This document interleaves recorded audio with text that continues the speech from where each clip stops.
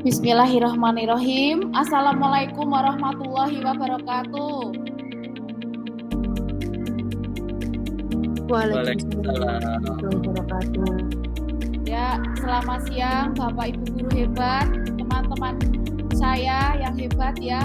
Kita bertemu di hari Selasa tanggal 27 Agustus 2024 dalam acara desiminasi aksi nyata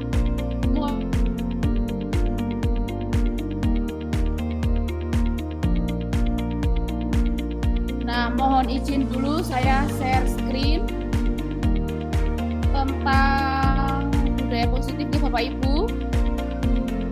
Perkenalan dulu Bapak Ibu. Saya Arun Nugraheni, calon guru penggerak angkatan 11 Kabupaten Temanggung dari SD Negeri 2 Temanggung 2 begitu. Di sini ada rekan CGP saya Andika David Prasetyo dan juga teman-teman satu sekolahan saya yang selalu support saya, mendampingi saya.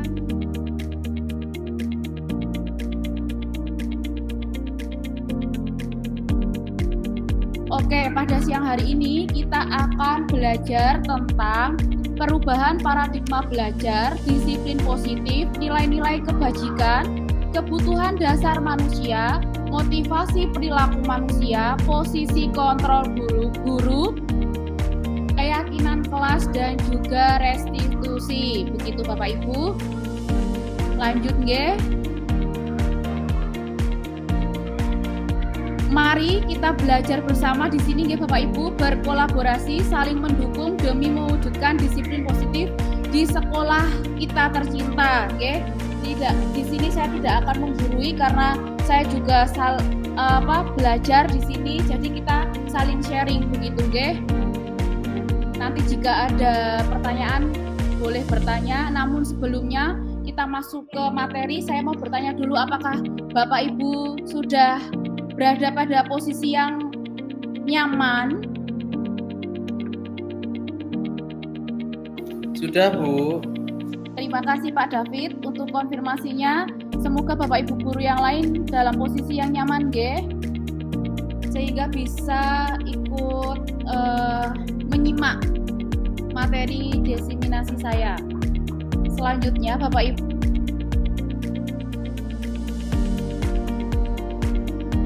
tentang konsep-konsep kunci dalam modul budaya positif, yaitu perubahan paradigma belajar, disiplin positif, motivasi perilaku manusia, kebutuhan dasar manusia, posisi kontrol seorang guru, serta restitusi dan juga keyakinan kelas begitu. Kemudian yang kedua yaitu pengalaman dan pembelajaran yang kita dapat setelah menerapkan konsep-konsep kunci tersebut, baik di kelas dan atau di rumah kita. Lanjut ya Bapak Ibu. Di sini ada pertanyaan pemantik Bapak Ibu. Bapak Ibu nanti bisa jawab setuju atau tidak setuju begitu nggih. Boleh juga disertai dengan alasan. Yang pertama, soal yang pertama, hukuman itu dapat mendisiplinkan anak. Kira-kira pendapat Bapak Ibu itu setuju atau tidak? Bisa raise hand. Oh ya, Pak Andika David. Ya, menurut saya kurang setuju, Bu, untuk hukuman itu bisa mendisiplinkan anak baru. Oke, apa ada alasan atau belum, Pak? Karena di zaman sekarang ini tidak hanya hukuman saja yang bisa mendisiplinkan anak, dengan cara lain lebih yang efektif itu baru.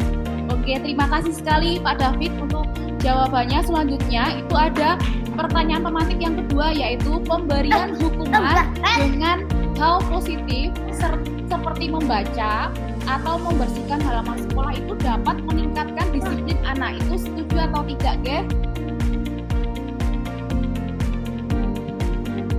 Ada yang mau jawab, Bapak Ibu?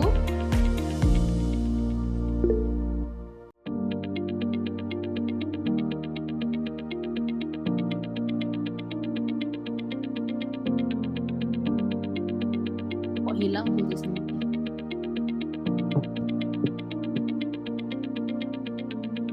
Ya, lanjut lagi. Bagaimana Bu Trisni pendapatnya? Baik, terima kasih Bu Arum waktunya. Kalau Menurut saya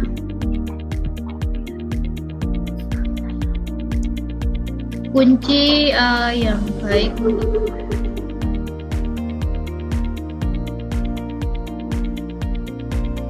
Maaf Bu Arum, pertanyaannya bisa diulangi kok di sini kurang begitu jelas. Oke, yang nomor 2 Bu Trisni, pemberian hukuman dengan hal positif seperti membaca atau membersihkan halaman sekolah itu dapat meningkatkan disiplin anak atau tidak Bu Trisni? Baik Bu Arum, kalau menurut saya sepertinya bukan membuat disiplin, namun mungkin lebih ke membuat efek seperti trauma ya. Jadi mereka bukan tumbuh kesadaran, namun akan timbul rasa trauma kalau menurut saya. Jadi saya tidak setuju Bu Arum. Kali jawabannya Bu Trisni. Jadi kalau Bu Trisni pemberian hukuman itu bisa menyebabkan trauma kepada anak-anak. Lanjut pertanyaan yang terakhir, itu memberi penghargaan itu dapat meningkatkan motivasi belajar anak.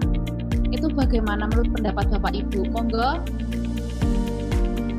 Di sini ada 14 peserta, monggo siapa lagi yang mau mencoba menjawab boleh, tidak ada betul, tidak ada yang salah. Kita semua belajar di sini Bapak Ibu.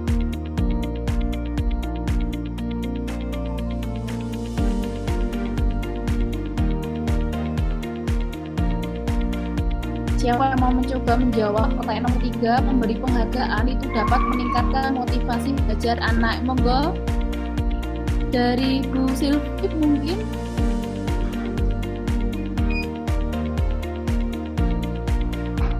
Atau Bu Oki? Bu Silvi ya.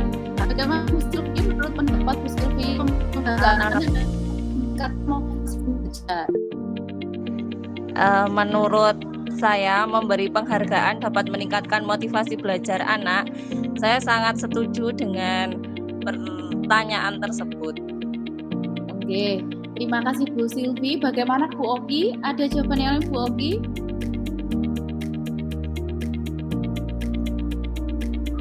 Bu Oki masih di mute. Bu Oki di klik dulu. Terima kasih Bu Arum untuk pertanyaan memberi penghargaan dapat meningkatkan motivasi belajar anak. Kalau menurut saya pribadi antara kurang setuju dan setuju sih, tapi kalau untuk memotivasi bisa, tapi kan kadang anak itu aku harus bisa karena aku ingin mendapatkan hadiah gitu loh dari bu gurunya. Jadi kalau saya pribadi kurang setuju. Terima kasih untuk pendapatnya Bu Oki. Mari kita bahas bersama-sama di Bapak Ibu di slide selanjutnya. Nah, coba Bapak Ibu, kita kepalkan tangan Bapak Ibu. Ada A dan ada B. Anda dan juga teman Anda, oke? Sobeklah secari kertas kecil, tuliskan benda atau sesuatu yang sangat berharga menurut Anda Bapak Ibu. Kemudian kertas sobekan itu tadi Bapak Ibu letakkan di dalam genggaman tangan Bapak Ibu. Oke? Sudah, kalau sudah ditulis, disobek, ditulis, kemudian kita genggam, oke Bapak Ibu. Lalu teman Bapak Ibu akan mencoba dengan sekuat tenaga dan berbagai cara untuk meminta Anda memberikan benda tersebut. Oke? Teman Bapak Ibu nanti bisa membujuk, mengancam, menghardik, merayu, menyuap, apa saja agar teman Bapak Ibu itu dapat membuka kepalan tangan Anda. Kira-kira Bapak Ibu apa yang terjadi? Ada yang mau berpendapat kira-kira apa yang terjadi? Kalau Bapak Ibu, kira-kira kalau Bapak Ibu itu ada di posisi yang sedang menjaga ini, yang berharga menurut Bapak Ibu di dalam kepalan tangan ini, kira-kira apa yang akan Bapak Ibu lakukan begitu? Monggo, siapa yang mau berpendapat? Oke. Kalau saya, kalau saya tidak apa-apa Bu Arum, saya perlihatkan semuanya itu juga kembali ke Yang Maha Kuasa, rezeki apapun itu. super sekali Pak David, sangat legowo dan juga ikhlas ya Iya. kalau Pak David membiarkan temannya untuk ya nggak apa-apa lah, biar Allah Gaji aja kita yang legowo sekarang gitu. iya biar Allah yang membalas begitu. Kalau Bu Trisni bagaimana Bu Trisni? Baik Bu Arum, terima kasih waktunya. Kalau menurut saya ya kurang lebih hampir sama dengan Pak David ya. Saya akan berikan apa yang dia pengen lihat. Namun kan nanti kembali lagi, belum tentu orang itu sama perlakuannya sama seperti apa yang kita lakukan dengan secari kertas tersebut. Contohnya misalnya kita menulis suatu hal itu sangat penting bagi kita. Namun ketika orang lain itu melihat, belum tentu mereka akan beranggapan sama. Jadi menurut saya ya silahkan kamu mau lihat. Mungkin malah kalau saya dari sisi positifnya, mungkin mereka bisa saja dari hal kecil itu buat inspirasi mereka. Jadi tidak masalah kalau menurut saya Bu Arum seperti itu. Terima kasih. Super sekali jawabannya ya. Bu Trisni tadi sudah di istilah bahasa Jawanya itu udah dijelentreh nih kalau sama Bu Trisni. Kenapa kok mau diperlihatkan itu kenapa begitu? Itu tadi pendapat dari Pak David dan juga Bu Trisni. Sekarang ada lagi satu barangkali 3 nggih yang mau berpendapat lagi. Tadi yang baru masuk ini Bu Andi, teman saya dari Salatiga.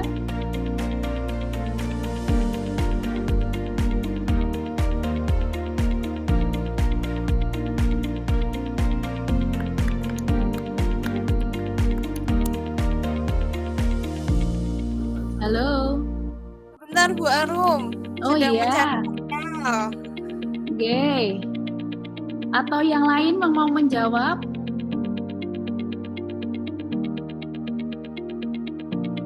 Bu Aninda Setiawati. Kira-kira apa yang akan Bapak Ibu lakukan untuk kalau teman Anda itu mau membuka? Oh Bu Oki, nggih Bu Oki, monggo. Ya Bu Arum, terima kasih. Kalau menurut saya yang dikatakan, yang dibilang Pak David, Bu Trisni itu saya sependapat. Kenapa? Karena di situ kan mereka mau meminta dengan cara memaksa ataupun mau merayu atau sebagainya, itu akan kembali ke diri orang tersebut. Jadi apa yang dia minta dengan paksaan, dengan tingkah laku yang istilahnya negatif lah, itu akan kembali lagi ke orang yang bersangkutan. Terima kasih. Terima kasih Bu Oki untuk pendapat dari Bu Oki. Ternyata hebat-hebat semua nggih. Apa yang terjadi yaitu memang betul sekali yang dikatakan oleh Pak David, Bu Trisni dan juga Bu Oki, kalau kita yang memegang diri kita sendiri, kontrol diri kita sendiri, itu kita sendiri yang pegang Bapak Ibu. Jadi kita mau dibuka tangannya atau kita memang mau ditutup supaya itu dijaga, itu memang tergantung pada diri kita sendiri sesuai dengan kebutuhan dasar kita pada saat itu. Oke Bapak Ibu, oke. Lanjut. Nah, pembelajaran dengan paradigma baru itu apa sih paradigma Bapak Ibu? Itu suatu keyakinan atau kepercayaan yang mendasari seseorang dalam melakukan segala tindakan Bapak Ibu. Selain itu, hadirnya paradigma itu juga dapat mempengaruhi manusia dalam hal berpikir dan bersikap terhadap semua hal. Paradigma itu dapat berubah seiring perkembangan ilmu pengetahuan dan juga teknologi baru atau perkembangan ilmiah. Hal itu juga dapat mengubah cara manusia dalam memahami suatu fenomena. Pembelajaran dengan paradigma baru itu merupakan pembelajaran yang dirancang berdasarkan prinsip pembelajaran berdiferensiasi, sehingga para peserta didik belajar itu sesuai dengan kebutuhannya berdasarkan tahap perkembangan sesuai teori psikologi modern untuk mewujudkan profil pelajar Pancasila. Di sini Bapak sudah mengetahui profil pelajar Pancasila itu ada 6. Ada beriman bertakwa kepada Tuhan Yang Maha Esa, berakhlak mulia, kemudian berkebinekaan global, gotong royong, kreatif, bernalar kritis, dan juga mandiri. Begitu. Selanjutnya, itu miskonsepsi tentang teori kontrol ya. Ilusi guru mengontrol murid. Ilusi bahwa kritik dan membuat rasa bersalah mampu menguatkan karakter. bahwa semua penguatan positif efektif dan juga bermanfaat.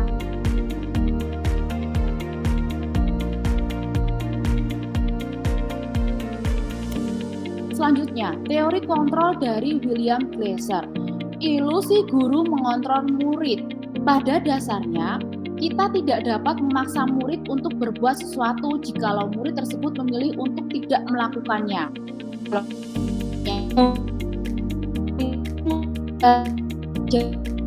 Mengizinkan dirinya dikontrol. Saat itu, bentuk kontrol guru menjadi kebutuhan.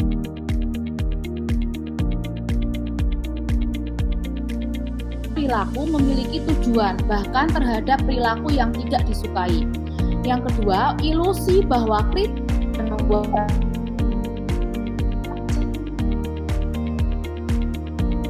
itu menggunakan kritik dan rasa bersalah mengontrol murid menuju pada identitas yang gagal. Ternyata Bapak Ibu, mereka itu belajar untuk merasa buruk tentang diri mereka.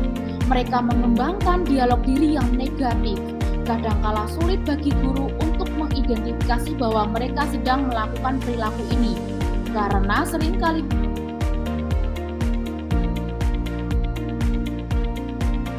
dan yang ketiga, bahwa penguatan positif itu efektif dan bermanfaat. Konotasi adalah bentuk-bentuk kontrol, sehingga usaha agar mengulangi suatu perilaku tertentu adalah suatu usaha untuk mengontrol murid tersebut. Jangan tertentu, murid tersebut menyadarinya dan mencoba untuk menolakkan bujukan kita, atau bisa jadi murid tersebut menjadi tergantung pada pendapat sang guru untuk usaha. Selanjutnya yang terakhir yaitu ilusi bahwa orang dewasa memiliki untuk memaksa. Tanpa disadari kita sebagai orang tua kadangkala kita juga sering memaksa kita ya untuk melakukan suatu tindakan yang kita ingini begitu, karena banyak orang dewasa yang percaya bahwa mereka memiliki tanggung jawab membuat murid-murid berbuat hal tertentu.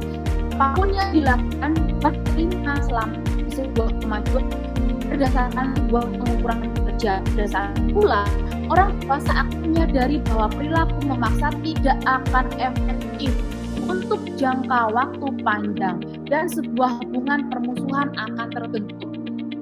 Ya kadang anak kita juga ada perlawanan ya kalau kita juga memaksa anak-anak kita gitu. Lanjut, mengubah paradigma stimulus respon ke pendekatan teori kontrol. Paradigma stimulus respon, seorang dianggap telah belajar sesuatu jika dia dapat menunjukkan perubahan perilakunya. Stimulus adalah apa saja yang diberikan guru kepada murid. Sedangkan respon itu reaksi atau tanggapan murid terhadap stimulus yang kita berikan. Begitu Bapak Ibu. Proses yang terjadi antara stimulus dan respon tidak penting untuk diperhatikan karena tidak dapat diamati dan tidak dapat diukur. Yang dapat diamati itu adalah stimulus dan respon oleh karena yang diberikan oleh guru stimulus dan apa yang diberikan oleh pembelajar atau respon harus diamati dan diukur. Jadi memang harus diukur itu Bapak Ibu.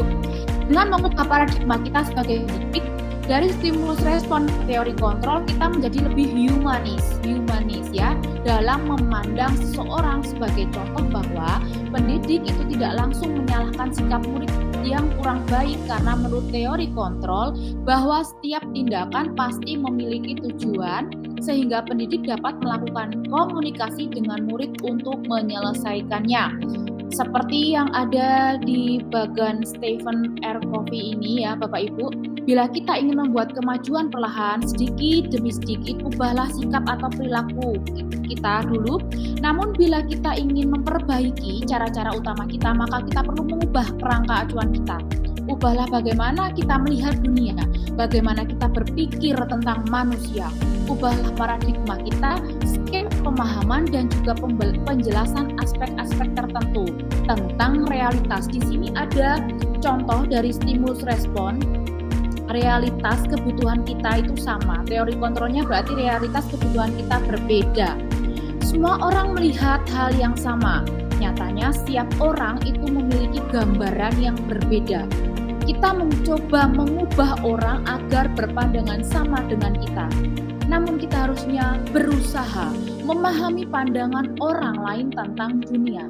Perilaku buruk dilihat sebagai suatu kesalahan.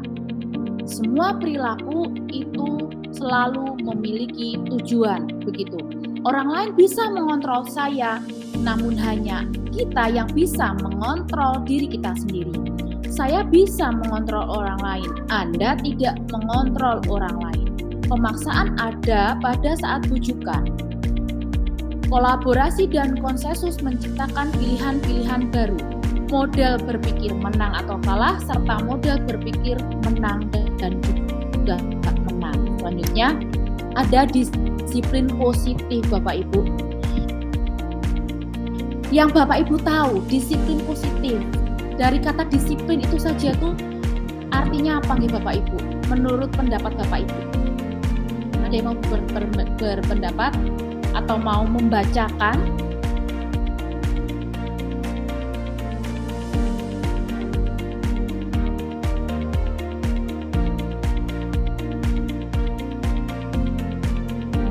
Monggo, Bu Lela mungkin membacakan, Bu Lela, biar terlihat begitu, Bu Lela.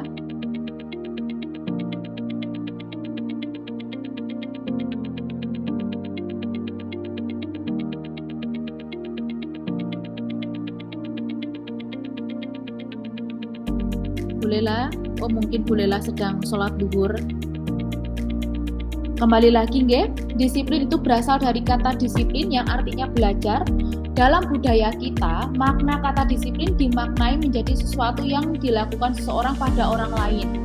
Untuk mendapatkan kepatuhan, kita cenderung menghubungkan kata disiplin dengan ketidaknyamanan. Nah, disiplin positif itu merupakan salah satu penerapan disiplin yang bertujuan untuk menumbuhkan kesadaran serta memberdayakan anak untuk melakukan sesuatu tanpa sogokan, ancaman maupun hukuman.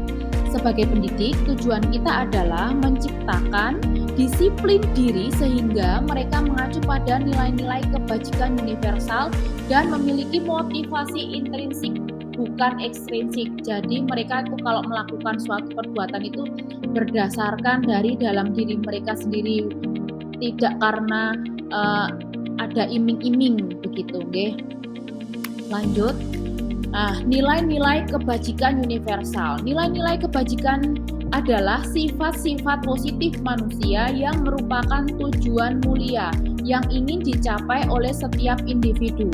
Nilai-nilai tersebut bersifat universal atau umum begitu, lintas bahasa, suku, bangsa, agama maupun latar belakang. Setiap perilaku atau perbuatan itu memiliki suatu tujuan, nggih. Kemudian dengan mengaitkan nilai-nilai kebajikan itu tadi yang diyakini oleh seseorang, maka motivasi intrinsiknya itu akan terbangun sehingga menggerakkan motivasi dari dalam untuk dapat mencapai tujuan mulia yang diinginkan.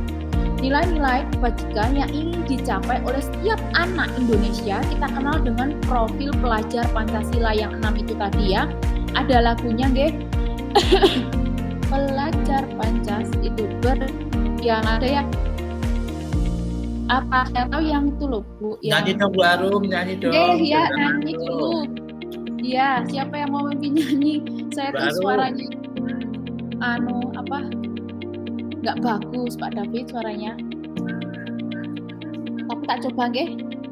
Yang pelajar Pancasila beriman dan bertakwa pada Tuhan Yang Maha Esa dan berakhlak mulia, berkebinekaan global, gotong royong mandiri, kreatif dan bernalar kritis. Begitu nggih, mohon maaf. Itu tadi yang harus kita tanamkan betul-betul kepada murid-murid kita sekarang nggih. Lanjut, kebutuhan dasar manusia Bapak Ibu itu ada 5 kebutuhan dasar manusia yang segala sesuatu yang kita lakukan untuk mendapatkan apa yang kita inginkan. Ketika kita mendapatkan apa yang kita inginkan, sebetulnya saat itu kita sedang memenuhi satu atau lebih dari kebutuhan dasar kita, yaitu kebutuhan untuk bertahan hidup, kasih sayang dan rasa terima, kebebasan, kesenangan, dan juga penguasaan. Ketika seorang murid itu melakukan suatu perbuatan yang bertentangan dengan nilai-nilai kebajikan atau melanggar peraturan, hal itu sebenarnya dikarenakan mereka gagal memenuhi kebutuhan dasar pada diri mereka sendiri. Untuk lebih jelasnya, mari kita lihat satu persatu kelima kebutuhan dasar manusia ini, nggih. Yang pertama itu ada bertahan hidup. Kebutuhan biologi sebagai bagian dari proses reproduksi termasuk kebutuhan untuk tetap bertahan hidup, survive ya.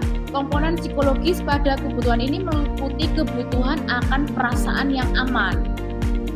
Kemudian ada penguasaan. Anak-anak yang memiliki kebutuhan dasar akan penguasaan yang tinggi biasanya selalu ingin menjadi pemimpin. Mereka juga akan mengamati sebelum mencoba hal baru dan merasa kecewa bila melakukan kesalahan.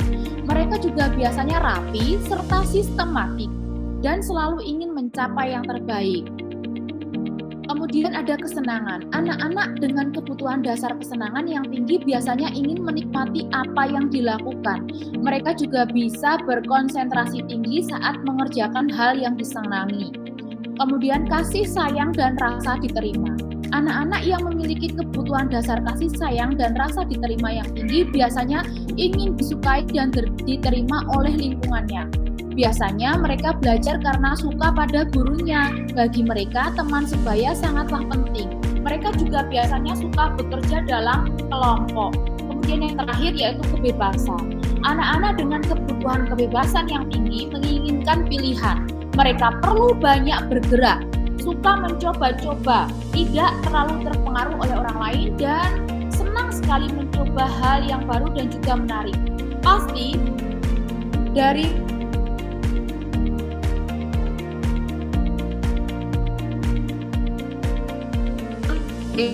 setelah tahun sampai itu semuanya terlihat.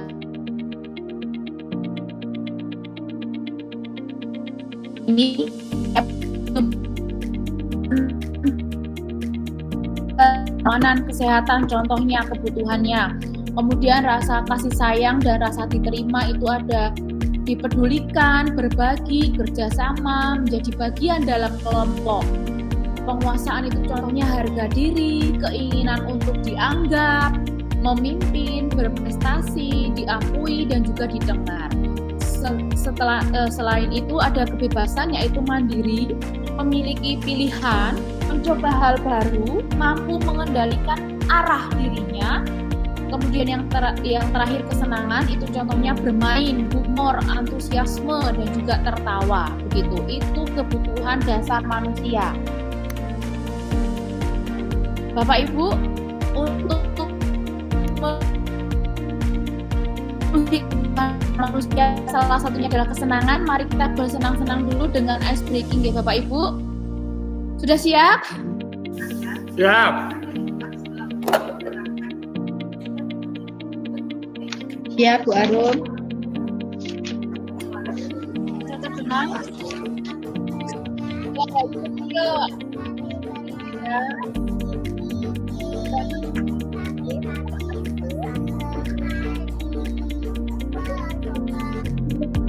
Nah, sekali lagi deh sambil biar otot-otot tulang-tulangnya di sini juga tidak bergerak begitu, biar tidak terlalu capek. Mari kita bergerak lagi satu kali lagi nih Bapak Ibu yang semangat gitu, oke? Iya, Bu Dewi itu paling semangat. Oke, Bu Dewi. Ya, Bu Dewi. Oke, 1, 2, 3. Itu ya. Nah.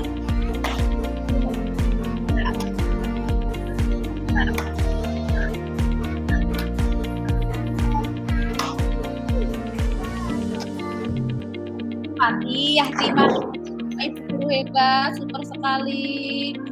Ini terima kasih. Kenapa? Ya seru banget lah. Aku kira orang ngerti. kayak kan udah pas jalan santai ya tanggung. Nopun Pas jalan santai kan.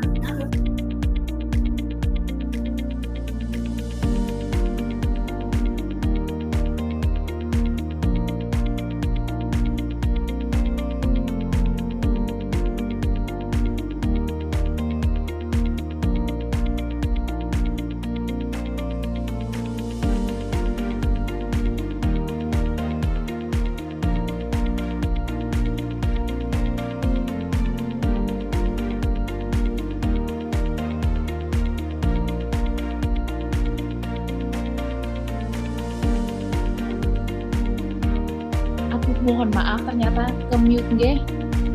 Ini teori motivasi perilaku manusia ya, yaitu motivasi eksternal untuk menghindari ketidaknyamanan atau hukuman, yaitu apa yang akan terjadi apabila saya tidak melakukannya. Itu berasal dari motivasi eksternal.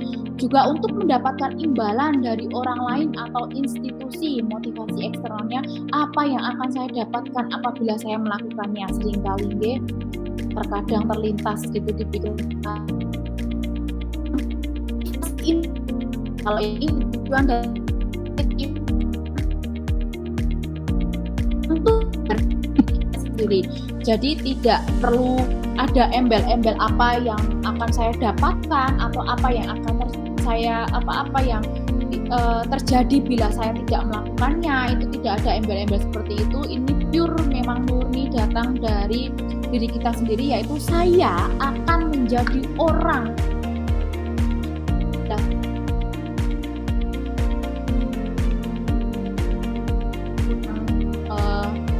tidak terlambat nggih. Jadi kita on time datangnya itu jangan karena ben aku dapat ini, dapat ujian gitu enggak, tapi memang dari dalam diri kita sendiri, aku mau jadi guru yang baik yang bisa menjadi contoh dari murid-murid kita, makanya saya harus datang tepat waktu begitu. Itu contohnya. Oke. Lanjut Bapak Ibu. Bentuk program dari kebajikan atau apresiasi. Dalam memberikan apresiasi atau pengakuan itu perlu diingat beberapa hal, yaitu beri pengakuan secara khusus, beri pengakuan secara pribadi, beri pengakuan kepada semua murid itu secara bergantian. Tidak hanya Du Messi A ini pinter terus kita ke A terus begitu, tapi kita bergantian begitu biar tidak ada rasa kecemburuan antar yang lain begitu. Terus beri pengakuan itu secara konsisten. Kalau di awal-awal wah muridku udah semangat tapi nanti pada akhirnya kita malah jadi lupa begitu, berarti kita nggak konsisten kalau gitu. Terus fokus pada prosesnya itu, oke. Lanjut, contoh pengakuan atau apresiasi kebajikan. Pembukanya contohnya, kemarin saya perhatikan nilai kebajikan rasa empatimu besar sekali. Nah, situasinya itu pada saat menolong murid baru di kelas kita.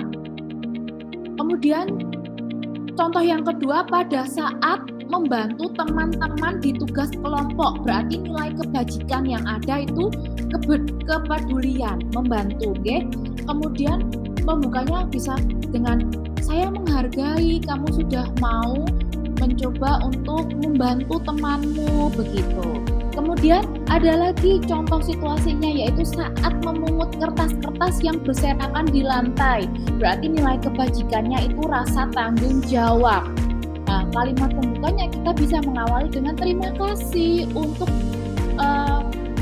melakukan tanggung jawabmu membersihkan kelas ini. Begitu contohnya. Pasti saya yakin Bapak Ibu juga menemui contoh-contoh pengakuan atau apresiasi kebajikan di kelas Bapak Ibu masing-masing, nggih. Kemudian ada konsep disiplin dengan identitas yang gagal, yaitu hukuman. Biasanya itu menyakitkan, ya Bapak Ibu, apalagi dengan perilaku atau lisan yang zaman-zaman sekarang ini kadang menyinggung begitu.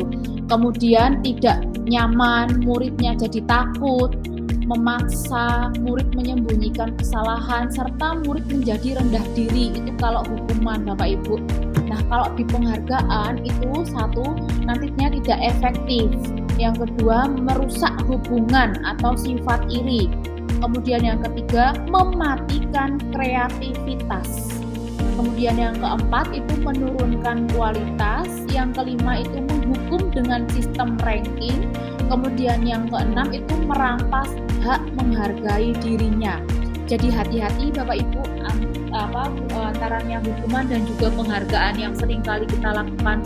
Untuk melakukan penghargaan itu juga hati-hati karena bisa saja ini menjadi konsep disiplin dengan identitas yang gagal begitu. Lanjut. Konsep disiplin dengan identitas yang sukses itu ternyata dengan konsekuensi dan juga restitusi ya. Konsekuensinya itu penguatan jangka pendek, kemudian perlu monitoring berkelanjutan, adanya stimulus dan juga respon, serta murid menghormati peraturan. Murid ternyata kehilangan waktu untuk merenungi kesalahan, serta restitusinya itu murid bertanggung jawab atas perilakunya, fokus pada pemecahan masalah jangka panjang, murid menghormati dirinya dan juga orang lain. Ada teori kontrol, yaitu dirinya sendiri yang memegang kontrol. Murid bersemangat memperbaiki kesalahan. Dari konsekuensi dan restitusi ini kita bisa lihat ya Bapak Ibu, yang paling sukses itu nantinya kita menerapkan yang mana Bapak Ibu? Restitusi. Ya, betul sekali. Restitusi.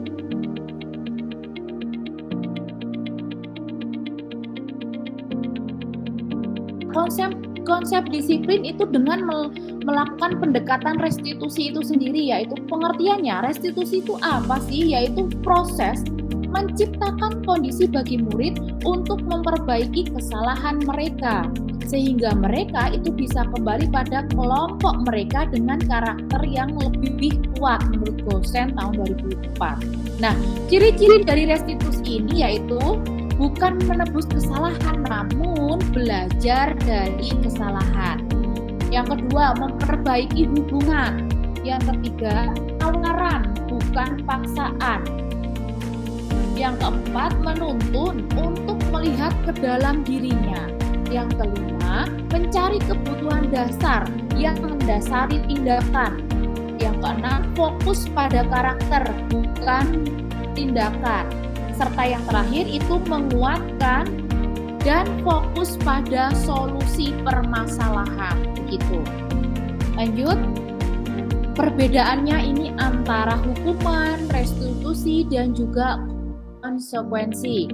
Contoh kasusnya Bapak Ibu, ada siswa yang sering tidak mengerjakan PR. Pernah atau tidak ya Bapak Ibu pernah mengalami ada siswanya Bapak Ibu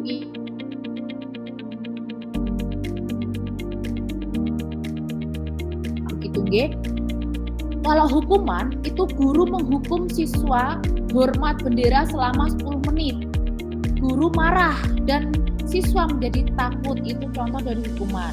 Kemudian kalau dari konsekuensinya itu guru memberikan konsekuensi untuk mengerjakan saat istirahat, atau guru tegas dan siswa menghormati peraturan. Nah, kalau di dalam restitusi ini guru menanyakan keyakinan kelas atau dirinya dan membantu siswa dalam menyelesaikan masalahnya sendiri. Mengapa kok dia itu sering tidak mengerjakan PR begitu. Guru terbuka dan siswa menghormati dirinya dan juga orang lain.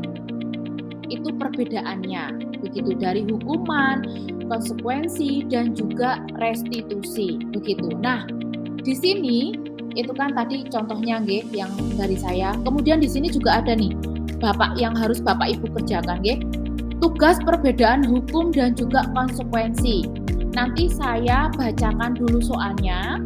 Lalu Bapak Ibu bisa menjawab, boleh dengan raise hand, boleh dengan menuliskan pada kolom chat. Ya. Monggo terserah Bapak Ibu mau raise hand atau mau mengisi pada kolom chat ya.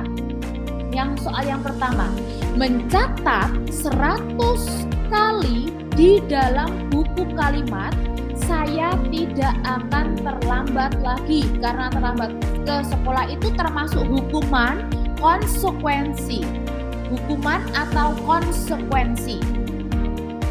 Monggo Bapak Ibu bisa ditulis di kolom chat atau raise hand. Oke, Bu Trisni menjawab nomor 1 itu hukuman. Monggo Bapak Ibu yang lain. Boleh raise hand, menjawab secara lisan atau menjawab pada kolom yang tersedia. Oke, Bapak Andika David. Itu menjawab nomor 1 juga hukuman.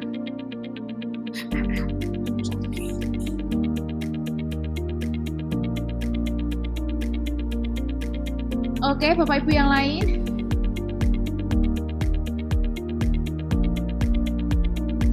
Mungkin sambil makan siang, sholat zuhur.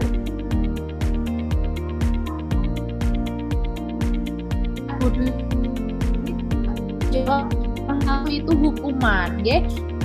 Bu Silvi juga nomor 1 hukuman. Sekarang nomor 2, kita beralih ke nomor 2. Lari mengelilingi lapangan basket 2 kali karena terlambat hadir di sekolah. Lari mengelilingi lapangan basket 2 kali.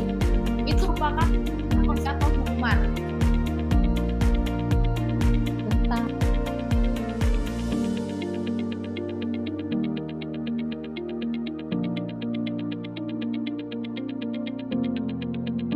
Nomor 2, ternyata juga pada menjawab hukuman. Sekarang yang nomor 3 lanjut.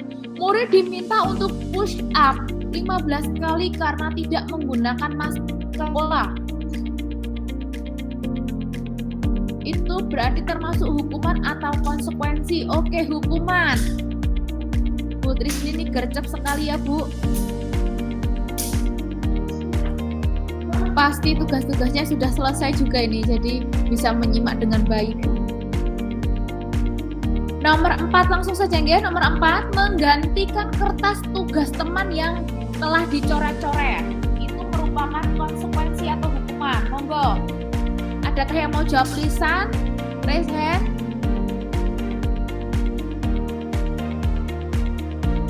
Ya, konsekuensi.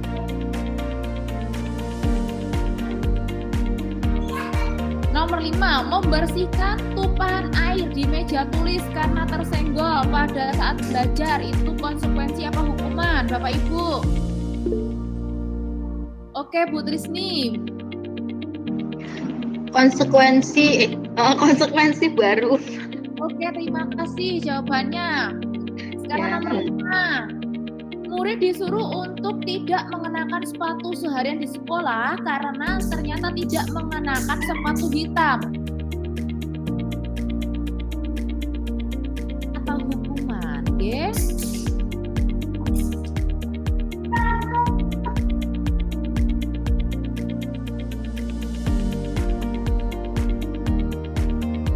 Yang terakhir, lari mengelilingi lapangan basket 2 kali karena terlambat 10 menit pelajaran PJOK.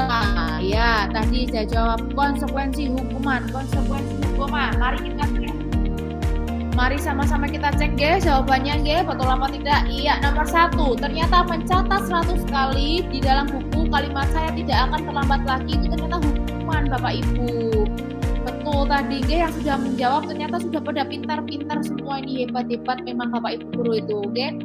Kemudian yang kedua itu juga hukuman jawabannya, oke? Yang ketiga juga sama hukuman, lalu yang kelima juga hukuman lah. Yang konsekuensi yang mana? Yang ini, menggantikan kertas tugas teman yang telah dicoret-coret, itu konsekuensinya ya.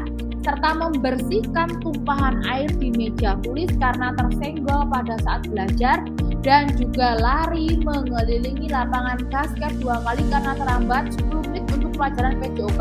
Kalau ini pas G, itu dapat konsekuensi lari karena itu juga lagi pelajaran PJOK. Jadi tepat G. Lanjut.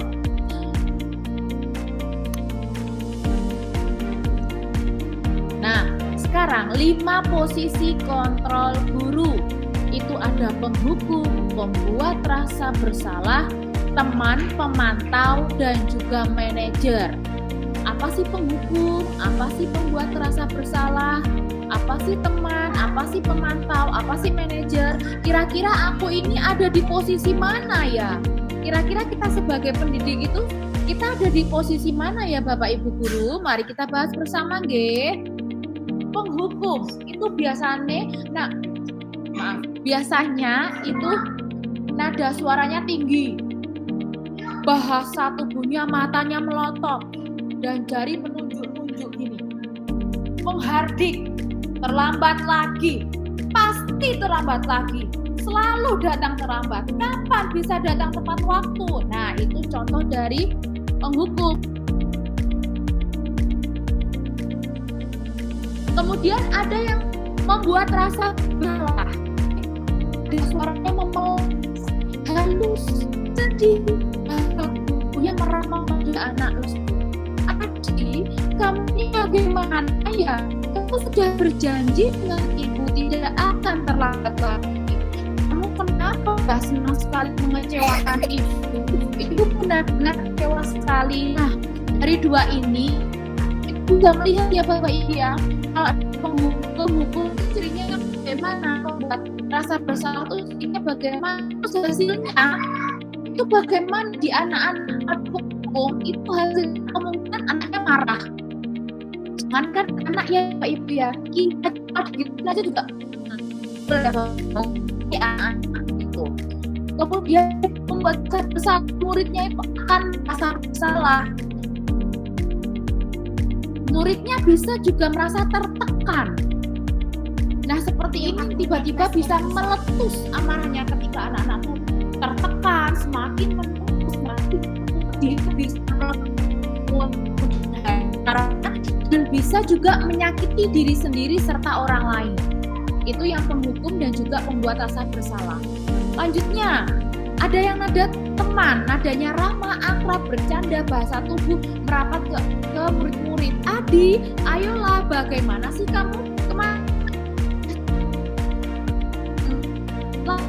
Ya, tidak apa-apa, dulu sana nanti Pak Guru bantu. Ini di anaknya, muridnya mungkin anaknya akan merasa senang, termasuk dampak yang positif kalau anak itu merasa senang. Tapi apakah ada yang dampak negatif? Iya, karena dia merasa dia akan mengandalkan guru tersebut, Bapak Ibu.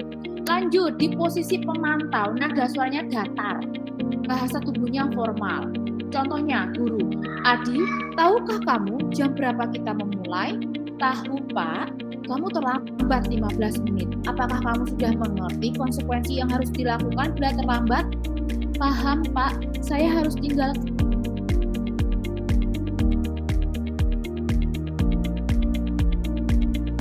Istirahat, kamu harus tinggal di kelas. Nah,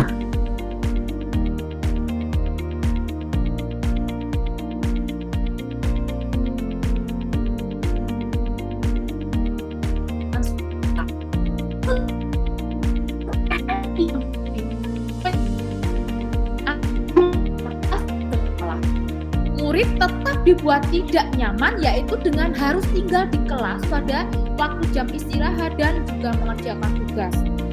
Guru tetap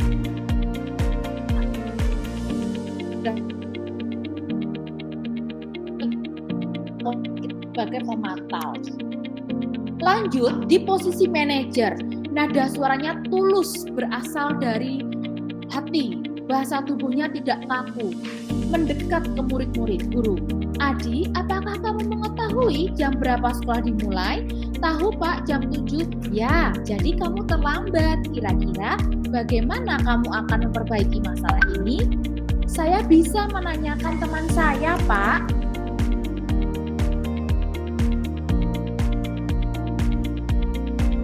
Kan ada masalah untuk kamu agar bisa hadir tepat waktu? Tidak, Pak, saya bisa hadir tepat waktu. Baik, saya hargai usahamu untuk memperbaiki.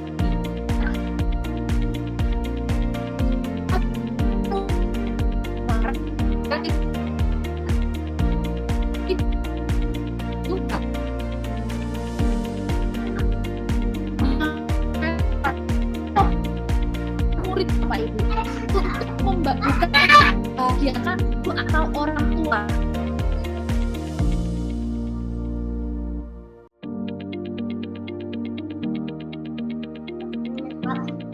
Murid sudah mengetahui adanya suatu masalah dan sesuatu perlu terjadi. Bila guru mengambil posisi pemantau, guru akan melihat apa konsekuensi, apa peraturan. Tanggung jawab pada murid untuk mencari jalan keluar masalahnya sendiri, Bapak Ibu.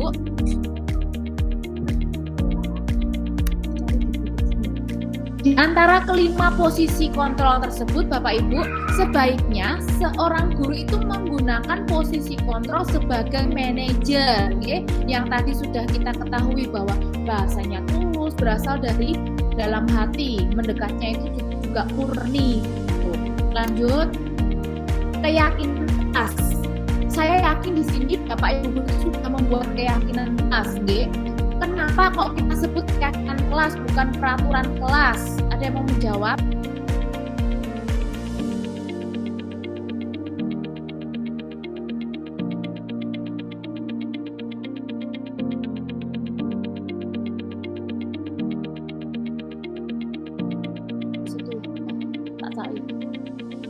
Kenapa kok keyakinan kelas bukan peraturan kelas?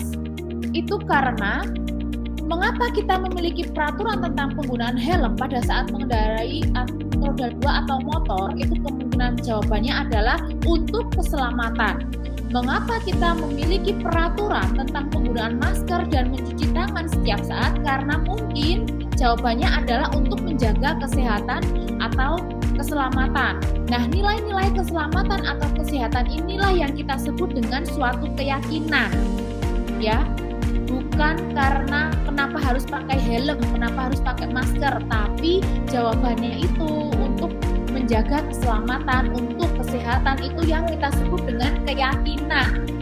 Nilai-nilai kebajikan atau prinsip-prinsip universal yang disepakati bersama secara universal, lepas dari latar belakang suku, negara, bangsa atau maupun agama. Begitu menurut Gosen tahun 1998. Suatu keyakinan akan lebih memotivasi seseorang dari dalam atau memotivasi secara intrinsik. Seseorang akan lebih tergerak dan bersemangat untuk menjalankan suatu keyakinannya daripada hanya sekedar mengikuti dari serangkaian peraturan, Bapak Ibu. Murid-murid pun ternyata juga demikian, mereka perlu mendengarkan atau dan juga mendalami tentang suatu keyakinan daripada hanya mendengarkan peraturan-peraturan yang mengatur mereka harus berlaku begini, harus berlaku begitu. Nah, ini adalah contoh dari peraturan dan juga keyakinan kelas, Bapak Ibu. Kalau peraturan kelas itu contohnya selalu kembalikan buku ke tempatnya. Nah, keyakinan kelas itu berarti salah satu contoh dari tanggung jawab. Yang kedua, dilarang mengganggu orang lain, berarti keyakinan kelasnya itu menghormati orang lain dan sebagainya di situ. Adakah pertanyaan Bapak Ibu? Ya, alhamdulillah Bapak Ibu sudah paham semuanya. Jadi kita lanjut, Bagaimana untuk membentuk keyakinan kelas itu? Yang pertama, itu lebih abstrak dari peraturan, yaitu yang kedua, berupa pernyataan universal. Dari pernyataan itu kita buat dalam bentuk kata-kata yang positif. Jadi, hindari kata jangan, hindari kata tidak. Begitu. Yang keempat, sedikit saja agar mudah diingat dan gampang diterapkan oleh anak-anak. Gitu. Lanjut. Contoh dari hasil keyakinan kelas yaitu bertanggung jawab mengerjakan tugas piket, bersikap jujur, bersikap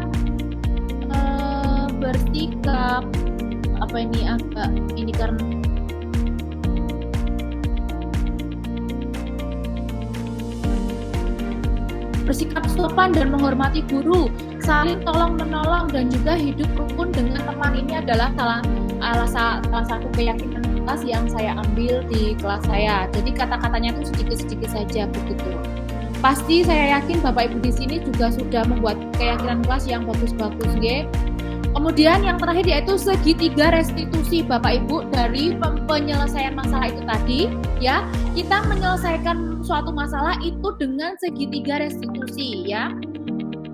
Yang pertama itu menstabilkan identitas, Bapak Ibu. Setiap orang itu pasti pernah melakukan kesalahan. Manusia itu tidak sempurna, nggih. Kita itu bukan satu-satunya yang pernah melakukan ini. Kemudian yang kedua itu memvalidasi kebutuhannya. Anak-anak itu pasti punya alasan mengapa mereka itu melakukan suatu kesalahan, dan juga adakah cara yang lebih efektif untuk mendapatkan apa yang mereka butuhkan. Kemudian yang terakhir itu menanyakan keyakinan, nilai-nilai apa yang telah disepakati, dan kamu anak-anak itu ingin menjadi orang yang seperti apa. Begitu. Nah, ini tadi ya yang sudah saya jelaskan. Lanjut.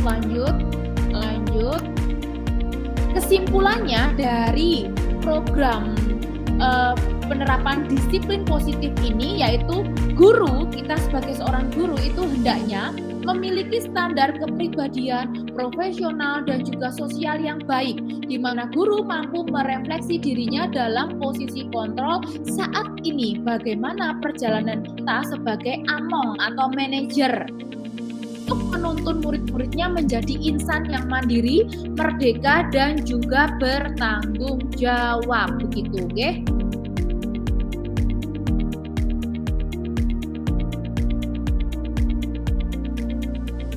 Dapat saya sampaikan sebelumnya, saya mohon izin membagikan daftar absensi di kolom chat Bapak Ibu bisa mengisi di kolom chat absensi dan juga refleksi dari kegiatan diseminasi kita pada siang hari ini.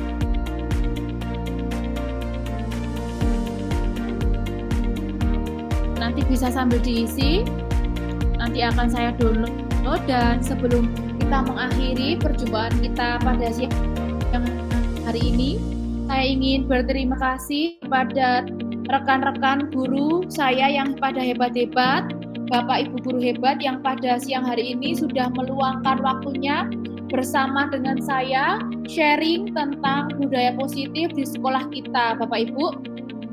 Salam sehat, semangat, dan juga bahagia pada Bapak Ibu guru semuanya. Mungkin ada sepatah dua patah kata yang ingin Bapak Ibu sampaikan. Barangkali ada untuk memotivasi Bapak Ibu guru semua, ya Bapak Andika David.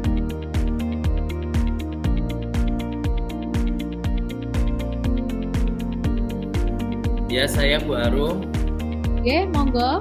Saya mengucapkan banyak terima kasih telah diadakan acara diseminasi ini sehingga menambah wawasan saya jadi tahu apa itu segitiga restitusi. Jika ada anak atau murid kita melakukan kesalahan, kita bisa memakai segitiga restitusi itu untuk mempersiapkan kasus itu, tidak asal menghukum atau sebagainya. Ternyata diseminasi ini sangat bermanfaat bagi saya. Terima kasih Bu Arum, tetap semangat.